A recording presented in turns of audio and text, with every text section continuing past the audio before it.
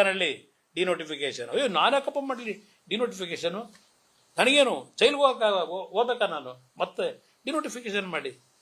ಆ ಬೆನಗನಹಳ್ಳಿ ಡಿನೋಟಿಫಿಕೇಶನ್ಗೆ ಮಾತಾಡಿದ್ರಿ ಬಂದು ನನ್ನ ಹತ್ರ, ಜ್ಞಾಪಕ ಮಾಡ್ಕೊಳ್ಳಿ.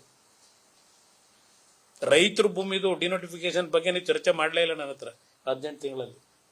ಇಲ್ಲ ಬಿಡದಿ ಪ್ರಾಜೆಕ್ಟ್ ಬಗ್ಗೆ ಚರ್ಚೆ ಮಾಡಲಿಲ್ಲ. ನಿಮ್ ಜಮೀನು ಕೊಟ್ಟಿದ್ದೀರಾ, ಇದೊಂದು ನೈಸಿಗೆ ಕೊಟ್ಟಿದ್ದೀರಾ. ಅಯ್ಯರಾಮನೆ ಆ ಲೈನ್ ಬಂದಿರೋ ಕೊಡಲೇಬೇಕಿತ್ತು. ಇವತ್ತು ಈಗ ನೀವು ಇಷ್ಟೊಂದು ಪ್ರೇರೇಪಣೆ ಯಾರು ಕೊಟ್ಟಾರ ನಿಮಗೆ ಈ ಪ್ರಾಜೆಕ್ಟ್ ಮಾಡೋದಕ್ಕೆ? ಆಮೇಲೆ ಅದೇನೋ ಒಂದು ಹೇಳಿದಿರಿ, 1000 ಎಕರೆ ಯಡಿಯೂರಪ್ಪ ಕಾಲದಲ್ಲಿ ನನ್ನ ಅಧಿಕಾರ ಹೋದ್ಮೇಲೆ ಅಲ್ಲಿ ಯಾವುದೋ ಡಿನೋಟಿಫಿಕೇಶನ್ ಆಗಿದೆ ಅಂತ ಹೇಳಿ. ಅವರು ಯಾಕೆ ಮಾಡ್ಕೊಂಡವ್ರೆ ಅಂತಂದ್ರೆ ವಿಷಯ ತಿಳ್ಕೊಂಡಿದ್ಯಪ್ಪ, ಯಾಕೆ ಮಾಡವ್ರೆ ಅಂತ. ಯಾರ್ದು ಭೂಮಿ ಅವತ್ತು ಡಿನೋಟಿಫೈ ಮಾಡಿರೋದು? 70 ಲಕ್ಷ ಕೊಟ್ಟರು, ನಾನು 2.25 ಕೋಟಿ ಕೊಡ್ತಿದ್ದೀನಿ. ಯಡಿಯೂರಪ್ಪನವ್ರ ಕಾಲದಲ್ಲಿ ಬರೀ 70 ಕೊಟ್ಟಿದ್ರು, 70 ಲಕ್ಷ. ಅದು ರೈತರ ಭೂಮಿನ ಅಕ್ವೈರ್ ಆಗಿದ್ದು, ಅಲ್ಲ ಡಿನೋಟಿಫೈ ಆಗಿದ್ದು. ಸಿದ್ದರಾಮಯ್ಯರ ಕಾಲದಲ್ಲಿ ಒಬ್ಬ ತಿಮ್ಮೇಗೌಡ ಅಂತ ಹೇಳಿ ಎಕ್ಸೈಸ್ ಕಾಂಟ್ರಾಕ್ಟ್ರು ಅವರು ಡಿಫಾಲ್ಟ್ ಆಗಿದ್ರು, ಸರ್ಕಾರಕ್ಕೆ ದುಡ್ಡು ಕಟ್ಟಿರಲಿಲ್ಲ. ಇದೇ ಸಿದ್ದರಾಮಯ್ಯನವ್ರ ಕಾಲದಲ್ಲಿ ನೀನು ಒನ್ ಟೈಮ್ ಸೆಟಲ್ಮೆಂಟ್ ಮಾಡೋದಾದ್ರೆ ಇಷ್ಟು ದುಡ್ಡು ಬಿಟ್ಕೊಡ್ತೀವಿ, ನೀನು ದುಡ್ಡು ಕಟ್ಟು ಅಂದ್ರು. 500 ಕೋಟಿನೋ 400 ಕೋಟಿನೋ 600 ಕೋಟಿನೋ ಸರ್ಕಾರಕ್ಕೆ ಕಟ್ಟು ಅಂದ್ರು ಸಿದ್ದರಾಮಯ್ಯರ ಕಾಲದಲ್ಲಿ. ಅದರ ಬ್ಯಾಕ್ ಗ್ರೌಂಡ್ ನಿಮ್ ಗಮನಕ್ಕೆ ತರ್ತೀನಿ. ಯಾಕೆ ಹೋರಾಟ ಮಾಡಲಿಲ್ಲ ಆಗ? 1000 ಎಕರೆ ಡಿನೋಟಿಫೈ ಮಾಡಿದಾಗ ಯಡಿಯೂರಪ್ಪನವ್ರ ಕಾಲದಲ್ಲಿ ಆಗೆಲ್ಲ ಹೋಗಿದ್ರು ಇವರು ಅಂತ ಏನು ಹೇಳ್ತಾ ಇದ್ದಾರೆ. ಆ ಲ್ಯಾಂಡು ಒಂದು 20 ಎಕರೆ ಬಿಟ್ಟು ಇನ್ನುಳಿದ 900 ಎಕರೆ ಆ ಕಂಪನಿಯವರಿಗೆ ಸೇರಿದ್ದು. ಆ ತಿಮ್ಮೇಗೌಡರು ಅಂತ ಹೇಳಿದ್ನಲ್ಲ, ದುಡ್ಡು ಕಟ್ಟಿರ್ಲಿಲ್ವ ಅವರಿಗೆ ಒನ್ ಟೈಮ್ ಸೆಟಲ್ಮೆಂಟ್ಗೆ ಸಿದ್ದರಾಮಯ್ಯನವರು ಒಂದು ಅವಕಾಶ ಕೊಟ್ಟಿದ್ರಲ್ಲ, ವಿನಾಯಿತಿ. ಅದನ್ನ ದುಡ್ಡು ಕಟ್ಲಿಕ್ಕೆ ದುಡ್ಡಿರಲಿಲ್ಲ ಅವ್ರ ಹತ್ರ. ಅದಕ್ಕೆ ಹೋಗಿ ಸರ್ಕಾರದ ಮುಂದೆ ಅರ್ಜಿ ಹಾಕೊಂಡು ಡಿನೋಟಿಫಿಕೇಶನ್ ಮಾಡಿ ಸರ್ಕಾರದಿಂದ ದುಡ್ಡು ತಗೊಂಡು ಸರ್ಕಾರಿ ದುಡ್ಡು ಕಟ್ಕೊಂಡವ್ರೆ. ಇದು ದೊಡ್ಡ ದೊಡ್ಡ ವ್ಯವಹಾರ. ಅಲ್ಲಿ ಯಾರು ರೈತರ ಭೂಮಿದಲ್ಲ ಡಿನೋಟಿಫೈ ಮಾಡಿದ್ದು. ರೈತರ ಭೂಮಿ ಎಲ್ಲಿಂದ ಮಾಡ್ತಾರೆ ಡಿನೋಟಿಫೈನ? ಇದೇ ನೀವಿದ್ದರಲ್ಲಪ್ಪ ಮಂತ್ರಿ ಸಿದ್ದರಾಮಯ್ಯರ ಕಾಲದಲ್ಲಿ, ಯಾವುದು ಅರ್ಕಾವತಿ ಲೇಔಟು. ಎಸ್.ಎಂ. ಕೃಷ್ಣ ಅವ್ರನ್ನು ಆಳಕ್ ಬಿಡ್ಲಿಲ್ಲ.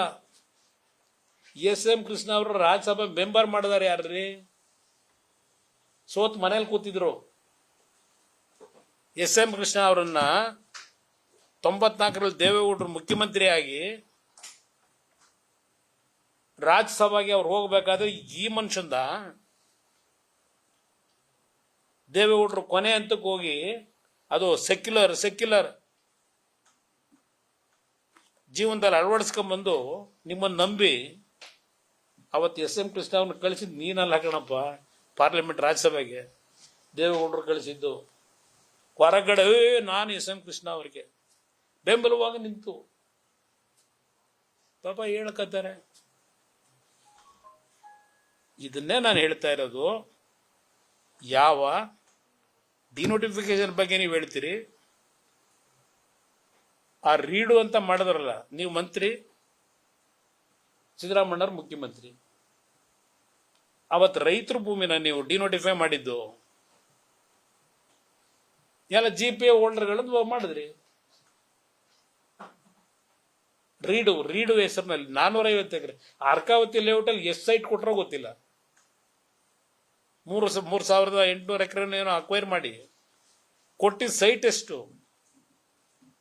ಇನ್ನು ನಿಮ್ಮ ಯೋಗ್ಯತೆಗೆ ನಾನು 2007 ಯಾವಾಗ ನನ್ನ ಸರ್ಕಾರದ ಮೇಲೆ ಅಟ್ಯಾಕ್ ಮಾಡಿದ್ರಿ ನೀವೆಲ್ಲ, ರೈತರು ಭೂಮಿ ಎಲ್ಲ ಒಡೆಯ ಕೊಟ್ಟುಬಿಟ್ಟಿದ್ದೀರಿ ಅದು ಇದು ಅಂತ ಹೇಳಿ, 1,60,000 ಎಕರೆ ಅಂತ ಹೇಳಿ ಹೇಳ್ದಲ್ಲ, ಭಾಷಣ ಮಾಡಿದಿರಿ, ರೆಕಾರ್ಡಲ್ಲಿದೆ.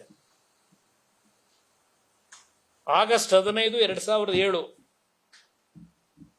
5 ಬಡಾವಣೆಗಳಲ್ಲಿ BDAಯಿಂದ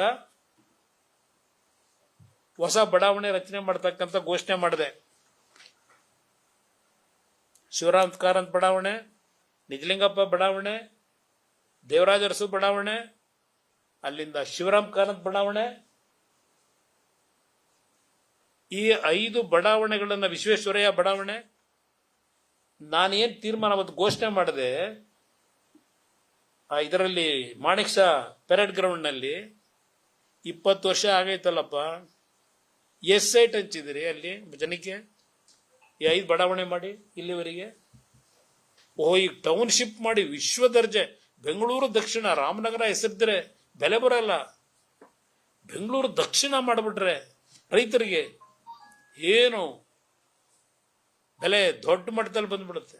ಹೇಳ್ತಾ ಭಾಷಣ ಮಾಡಿದ್ ನೋಡಿದ್ದೀನಿ. ಅಲ್ಲಿ 1000 ಎಕರೆದು ಪಕ್ಕದಲ್ಲಿ ಕೂರಿಸ್ಕೊಂಡು ಹಿಮ್ಮೇಳ ಮಾಡ್ತಿದ್ರಲ್ಲ ಎಂ ಬಿ ಪಾಟೀಲ್, ಅದು ಯಾರಿಗೆ ಮಾಡಿದ್ದು ಅಂತ ಹೇಳಪ್ಪ? ರೈತರಿಗೆ ಮಾಡಿದ್ರು ಡಿನೋಟಿಫಿಕೇಶನ್ ಬಿಜೆಪಿ ಸರ್ಕಾರದಲ್ಲಿ. ತಿಮ್ಮೇಗೌಡರಿಗೆ ಮಾಡಿಕೊಟ್ಟಿದ್ದು ಅದನ್ನ ಸ್ವಲ್ಪ ಹೇಳಿ.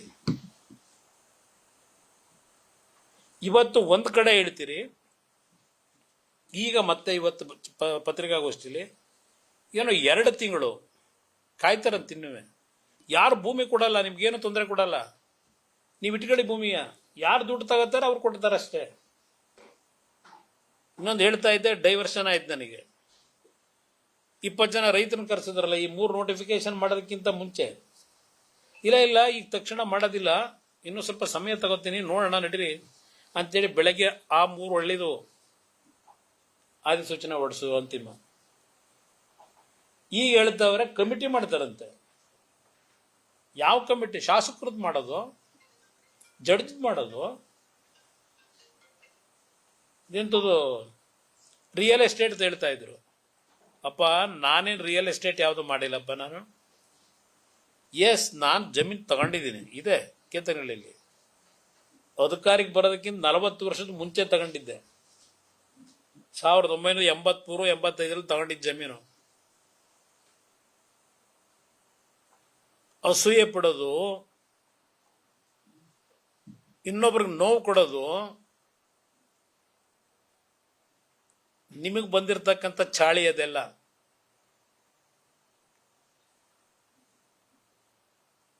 ಎಂಬತ್ತೈದನೇ ಇಸ್ವಿಲಿ ಖರೀದಿ ಮಾಡಿದ ಜಮೀನು ಅದೆಂಥದ್ದು 4 ಎಕರೆ ಒತ್ತುವರಿ ಆಗೋಗಿದೆ. ಇಡೀ ದೇಶದಲ್ಲಿ ಹೇಳ್ಕೊಂಡ್ ಬಂದಿದ್ದೀರಿ. ಏನು ಪಾಪ ಕೃಷ್ಣ ಬೈರೇಗೌಡರು ಏನ್ ರಾಜ್ಯದ ಎಲ್ಲರದು ಪೋಡಿ ಮಾಡಿಬಿಟ್ಟಿದೀವಿ ರೈತರದು. ಹೇಳಿದ್ದು ರಾಜ್ಯದಲ್ಲಿ 2 ಬಾರಿ ಮುಖ್ಯಮಂತ್ರಿ ಆದವನು. ಆ ಜಮೀನಲ್ಲಿ ಒಂದು ಪೋಡಿ ಮಾಡಿಸ್ಕೊಳಕ್ಕೆ ನನಗಾಗಿಲ್ಲ. ನಿಮ್ಮ ತರ ಅಧಿಕಾರಿಗಳಿಗೆ ಎದುರಿಸಿ ಮಾಡೋದಾಗಿದ್ರೆ ಏನು ಬೇಕಾದ್ರೂ ಮಾಡ್ಬೋದಾಗಿತ್ತಲ್ವ. ನಾನು ಕಷ್ಟಪಟ್ಟು ಸಂಪಾದನೆ ಮಾಡಿದ ಜಮೀನದು. ನಾನು ಹಲವಾರು ನಿದರ್ಶನಗಳವೆ. ಮಕ್ಕಳುಗಳನ್ನ ಕಿಡ್ನಾಪ್ ಮಾಡೋದು, ಎದುರಿಸೋದು, ಜಮೀನು ಬರೆಸ್ಕೊಳ್ಳೋದು. ಅದ್ಯಾವುದೋ ಸೊಸೈಟಿ, ಯಾವನೋ ಒರಿಜಿನಲ್ ದಲಿತರಿಗೆ ರಾಮಕೃಷ್ಣ ಕಾಲದಲ್ಲಿ ಸೈಟ್ ಮಾಡಬೇಕು ಅಂತ ಹೇಳಿ SC ST ಜನಾಂಗ ಕೊಡಬೇಕು ಬಡವರಿಗೆ ಅಂತೇಳಿ ಮಾಡಿದ್ದನ್ನ ಮತ್ತಿನ್ಯಾವುದೋ ನಕಲಿ ಸೊಸೈಟಿ ಸೃಷ್ಟಿ ಮಾಡ್ಕೊಂಡು ಕರ್ನಾಟಕದಲ್ಲಿ ಮಾಡದಂತ ಬಹಳ ಜನ ಇದ್ದೀರಪ್ಪ.